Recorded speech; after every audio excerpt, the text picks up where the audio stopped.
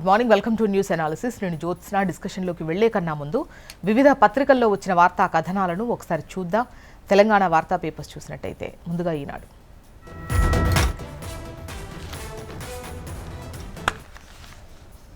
ఈనాడులో మనకు ప్రధాన వార్తగా ఈ దారుల్లో వెళ్తే సరి అంటూ ముఖ్యంగా సంక్రాంతి సందర్భంగా హైదరాబాద్ నుంచి గ్రామాలకు వెళ్తున్నటువంటి ప్రజలు, ముఖ్యంగా ఏపీకి వెళ్తున్నటువంటి వాళ్ళకు సంబంధించి ముఖ్యంగా దారులను ఎట్నుండి వెళ్తే బాగుంటుంది, త్వరగా వెళ్ళడం కావచ్చు, కొన్ని చోట్ల కన్స్ట్రక్షన్స్ కూడా జరుగుతున్నాయి కదా, సో ఎలా వెళ్తే ఈజీగా ఉంటుంది అని చెప్పేసి వార్తను హైలైట్ చేశారు.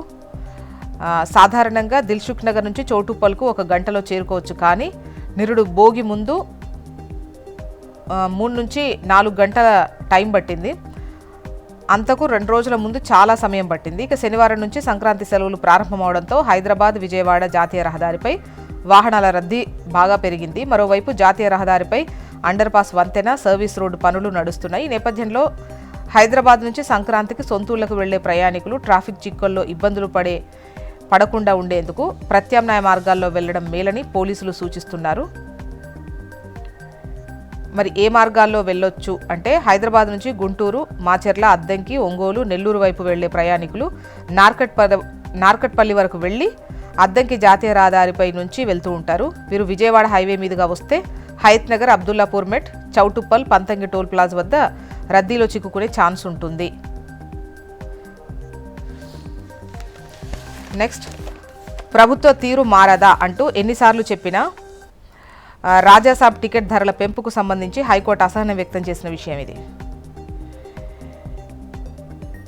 ఇక టెలిమెట్రీ నిధుల మళ్లింపు అంటూ టెలిమెట్రీ నిధులు మళ్లింపు తప్పడం లేదు. తెలంగాణ, ఆంధ్రప్రదేశ్లకు కృష్ణా బోర్డు లేఖ.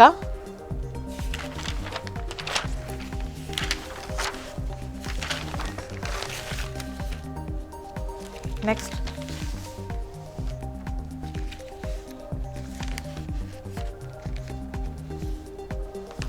ఆంధ్రజ్యోతి పంచాయతీల కంటే పరిష్కారాలకే మొగ్గు అంటూ చర్చలతో సమస్యలకు పరిష్కారం దొరుకుతుంది. పొరుగు రాష్ట్రాలతో సత్సంబంధాలు కొనసాగిస్తూనే సమస్యలు పరిష్కరించుకోవడానికి రెడీ. ఏపీ అడుగు ముందుకేస్తే మేం 10 అడుగులు వేస్తాం. పరస్పర సహకారంతో ముందుకెళ్తాం. ఉమ్మడి ఏపీలోని అనుమతులకు నో చెప్పొద్దు. తెలంగాణ పోర్టు కనెక్టివిటీకి ఏపీ సహకరించాలి. రేవంత్ రెడ్డి రావిర్యాలలో సుజన్ ఫార్మా మెడికేర్ యూనిట్ ప్రారంభం సందర్భంగా ఆయన మాట్లాడినప్పుడు పంచాయతీల కంటే పరిష్కారాలకే మొగ్గు అని ఏదైతే అన్నారో అదే హైలైట్ చేశారు.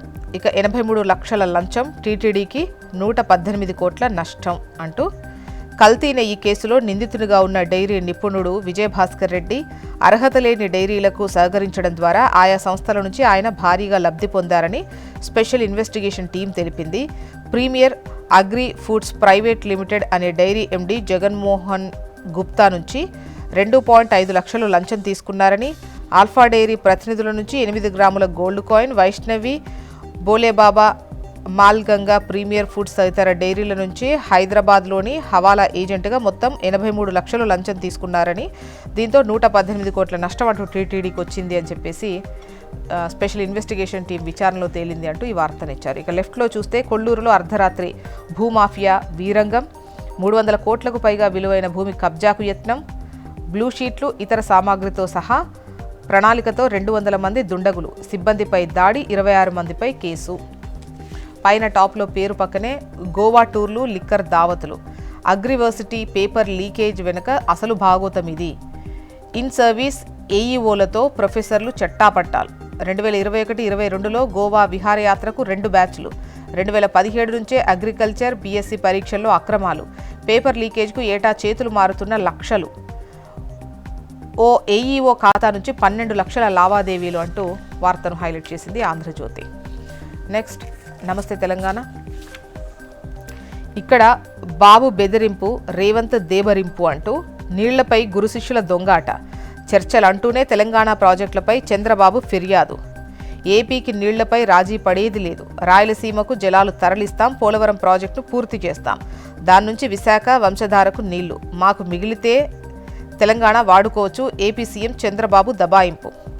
ప్రాజెక్టులపై ఏపీతో చర్చలకు సిద్ధం, మాకు మీతో పంచాయతీలొద్దు, మా ప్రాజెక్టులకు అడ్డులు పెట్టొద్దు, మీ వల్ల కేంద్ర నిధులు రావడం లేదు, వివాదాలొద్దు, చర్చించుకుందాం తెలంగాణ సీఎం రేవంత్ రెడ్డి వేడుకోలు. పోర్టుకు ఏపీ సహకారం అవసరమని వ్యాఖ్య.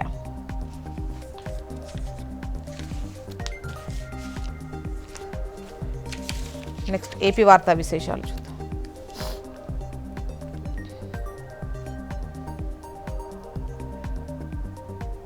కేంద్రంతో మమత ఈడీ అంటూ ఒకవైపు దక్షిణ కోల్కతాలో కదం తొక్కిన తృణమూల్ నేతలు కార్యకర్తలు, అమిత్ షా కార్యాలయం ఎదుట ఎంపీల ఆందోళన, కలకత్తా హైకోర్టులో గందరగోళం, విచారణను 14కు వాయిదా, మమత ఫిర్యాదుతో ఈడీపై ఎఫ్ఐఆర్లు, మమత పోలీసు ఉన్నతాధికారులపై సిబిఐ దర్యాప్తుకు ఈడీ విజ్ఞప్తి. ఇక న్యాయస్థానాలొద్దు, మనమే కూర్చొని చర్చిద్దాం, జల వివాదాలను శాశ్వతంగా పరిష్కరించుకుందాం, ఏపీ ముఖ్యమంత్రి చంద్రబాబుకు తెలంగాణ సీఎం రేవంత్ రెడ్డి విజ్ఞప్తి. ఆంధ్రప్రదేశ్లోని పార్టీలు నీటి అంశాలపై రాజకీయాలు మానుకోవాలని హితవు. ఇక హైకోర్టు ఆదేశాల మేరకే జగన్ అక్రమాస్తులపై కేసు, దాల్మియా సిమెంట్స్ పిటిషన్పై సిబిఐ వాదనలు. నెక్స్ట్ ఆంధ్రజ్యోతి.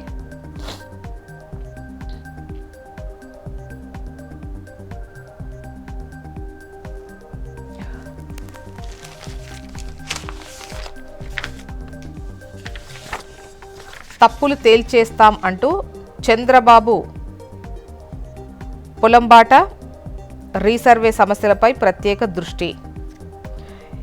ఇక పంచాయతీల కంటే పరిష్కారమే మొగ్గు, ఏపీ తెలంగాణ మధ్య జల వివాదానికి సంబంధించి సీఎం రేవంత్ రెడ్డి మాట్లాడిన మాటలు. వైసీపీ నెత్తినెక్కి డ్యాన్స్ చేస్తోంది, తెలిసింది బూతులు తిట్టడం కేసులు పెట్టడమే అన్న పవన్ వ్యాఖ్యలను ఇక్కడ హైలైట్ చేశారు. నెక్స్ట్ సాక్షి. బాబు కోసం బరితెగింపు, స్కిల్ కుంభకోణం కేసు అడ్డగోలుగా మూసివేతకు పన్నాగం, మిస్టేక్ ఆఫ్ ఫ్యాక్ట్ ముసుగులో సిఐడి కుతంత్రం, పూర్తి ఆధారాలతో సహా చంద్రబాబు అవినీతిని అప్పట్లో నిగ్గు తేల్చిన స్పెషల్ ఇన్వెస్టిగేషన్ టీం.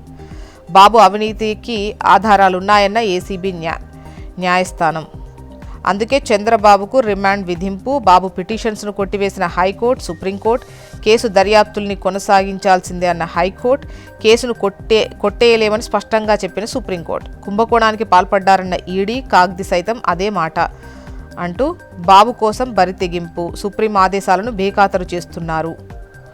ఈ స్కిల్ కుంభకోణం కేసు అడ్డగోలుగా మూసివేతకు పన్నాగం జరుగుతోంది అనేది ఈ వార్త. ఇక రైట్ సైడ్లో చూస్తే ప్రజల ఆస్తులు దోచిపెట్టడానికే పీపీపీ అంటూ ప్రపంచంలో ఎక్కడా చూడని అతిపెద్ద స్కామ్, ప్రభుత్వ వైద్య కళాశాలల ప్రైవేటీకరణ, చంద్రబాబు సర్కార్పై మేధావులు, వివిధ పార్టీల నాయకుల ఆగ్రహం. ఇక తృణమూల్ను ఓడించే కుట్ర మొదలైంది, బొగ్గు కుంభకోణంలో అమిత్ షా, పెన్ డ్రైవ్లో సాక్ష్యాధారాలున్నాయి, పశ్చిమ బెంగాల్ సీఎం మమతా బెనర్జీ.